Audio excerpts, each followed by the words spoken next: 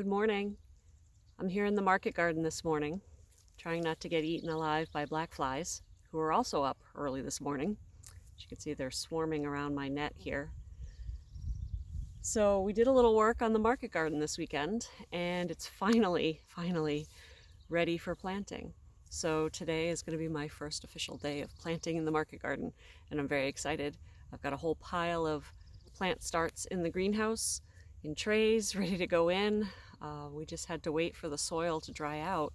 It's been a very wet spring, and now we can work the soil without fear of compaction, and so I'm going to get going. I'm going to show you a little bit about what we did over the weekend to prepare it, and then show you what it looks like now, and show you a few things that I'm going to put in it. So come on along.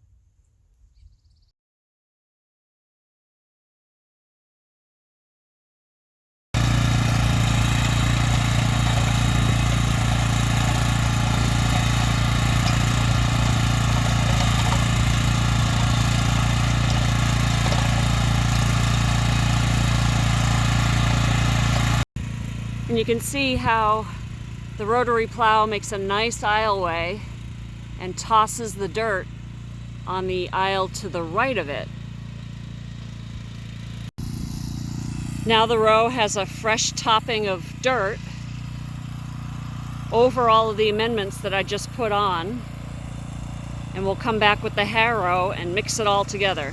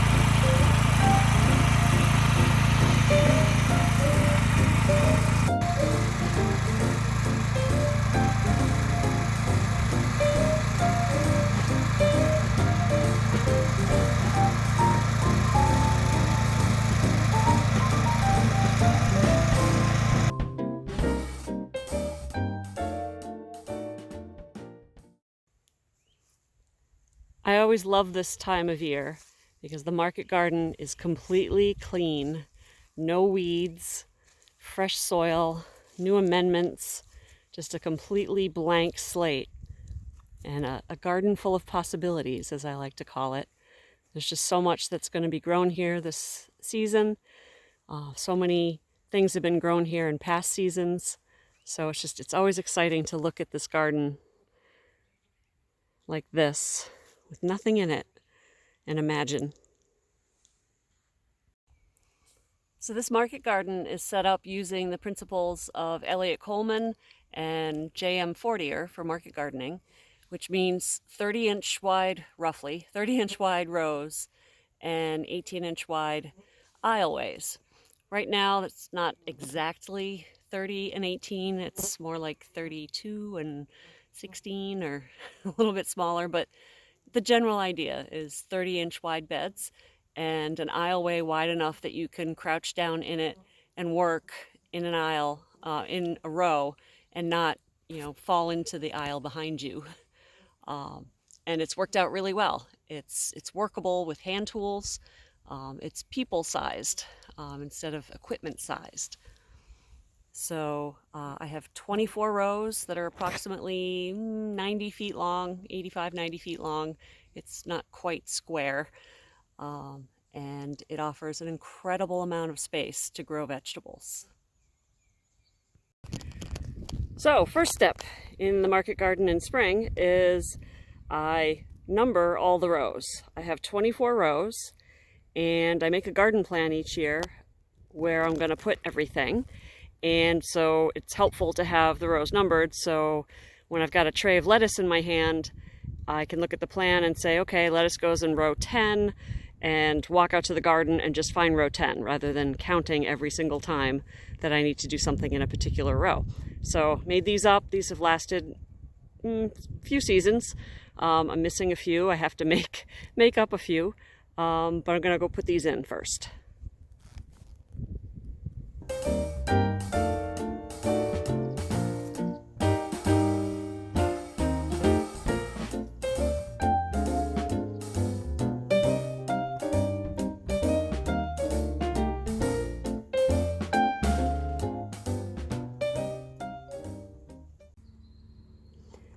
So this year I'm going to be planting onions in row 9, and onions are one of those crops that do not compete well with weeds, and to cut down on labor I use this woven plastic row cloth that we've burned holes in.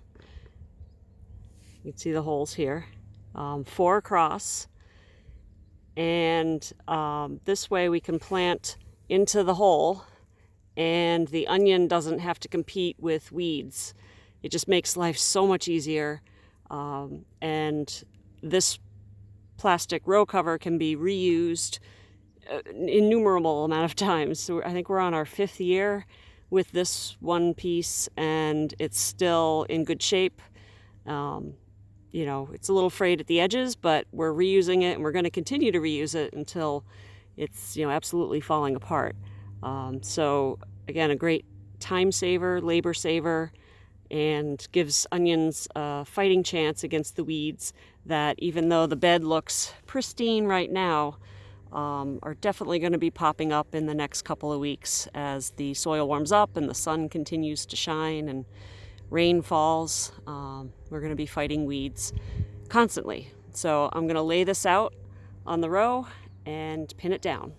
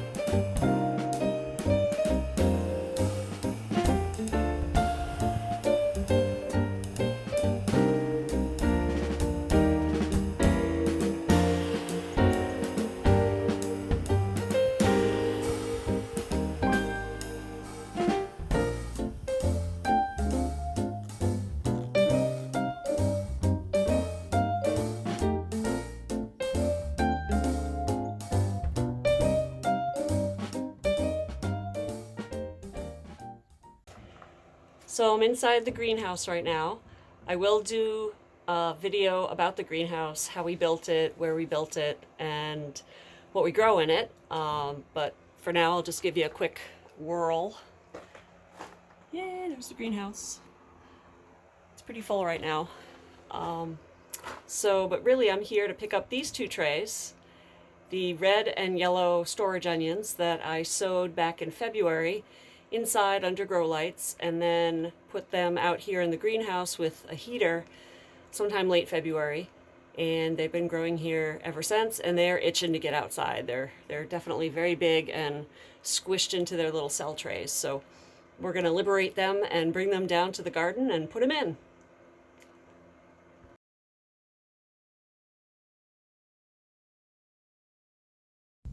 Hello there. Hi. Oh, I just stumbled upon this snake. I almost stepped on it. I believe this is a milk snake, and she's obviously fairly upset that I almost stepped on her, so I'm not going to antagonize her anymore, but I just wanted to show you this beautiful creature that is roaming around our property. We see these snakes around a lot, actually, which is great because they eat mice and voles and such. And yeah, I'm happy to see you. Sorry, I'll leave you alone now, okay? All right, back in the garden where the black flies are just insane right now.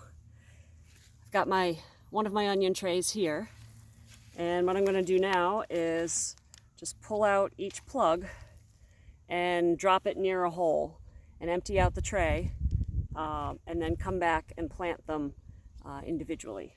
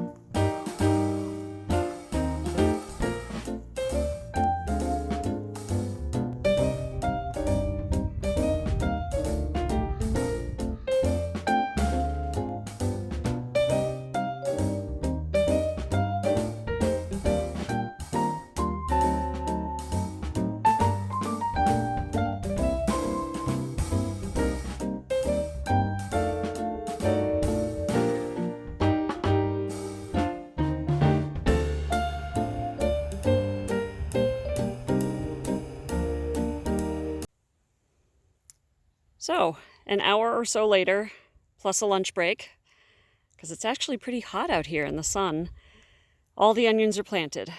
We have red onions here in the front and yellow onions toward the back, and they're watered in, and they're all set to start growing over the next couple of months. On to the spinach and the lettuce next. So I'm back in the garden after a crazy few days of planting and moving stuff into the garden and battling black flies, which today aren't too bad, but yeah, they've been awful this spring. So I'm going to show you what I've planted so far in this early stage of the garden, where I'm trying to get in all the cooler crops before the larger, warmer crops go in. And so let's take a look. If you recall, the last time I was in the garden, I had planted the onions over here on the left. In the time since, I've planted some Salanova lettuce starts, and these are head lettuces that you cut and create a nice lofty salad mix with. We'll take a little closer look here. These little baby lettuces. Hopefully they start taking off soon. So next to the onions and the Salanova lettuce aisle, there's another aisle here which will also be Salanova, and then here we have an aisle that is going to be spinach. I'm going to do the entire row, I should say, not aisle, row as spinach. So I started out in this section with spinach seed sowed directly into the ground, and you can see they're coming up 5 rows across. Here's another little section here. They're starting to come up, yay. And further down the aisle, I had done some starts in the greenhouse, and you can see I planted them here,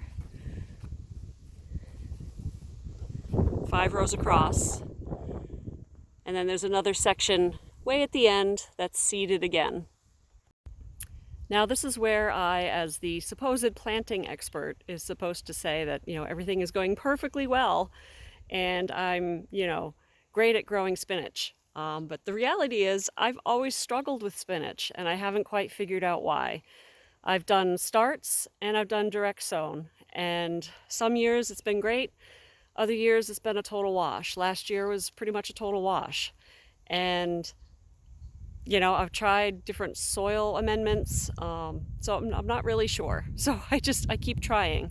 And hopefully this year the combination of starts, which by the way struggled in the greenhouse this year, I think because of some old seed starting mix that I used. So a combination of starts and direct sow. I'm hoping I'll have enough that I can harvest and sell to the country store in town. And at the very least, have some for us to eat.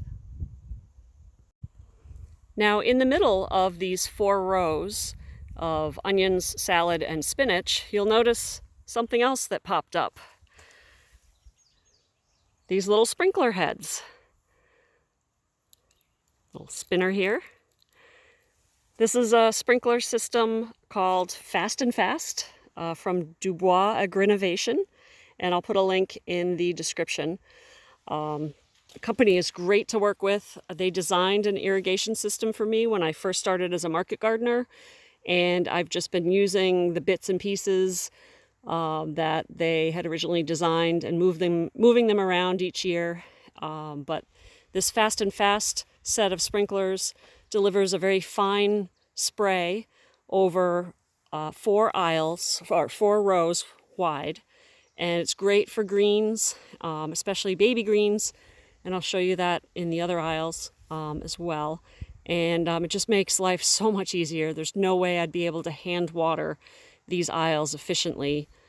So investing the money in a sprinkler irrigation system was well worth it in terms of labor savings. And if you're a market gardener, labor is money. So it was well worth the money to allow me to water easily and spend more of my time actually planting and growing and harvesting. So now I'm further down into the garden, aisles like 20 or so, and we're into the brassica section of the garden. And I have planted the first set of mixed greens and arugula here, and they're already under ProtekNet because flea beetles are our #1 pest here for the brassica crops. And if you don't cover them immediately, the flea beetles will attack them. And even still with the cover, sometimes, especially early in the spring, the flea beetles will emerge underneath the cover and do some damage. But usually by later in the spring, they're all gone from the soil, and the ProtekNet does an adequate job of keeping the flea beetles off. And as you can see in this section, I've also got another row of Fast and Fast sprinklers that will cover 2 rows on this side and 2 rows on this side. And these 4 rows are where I'm going to be growing the baby greens for sale up at the store. And so this set of sprinklers will serve this section.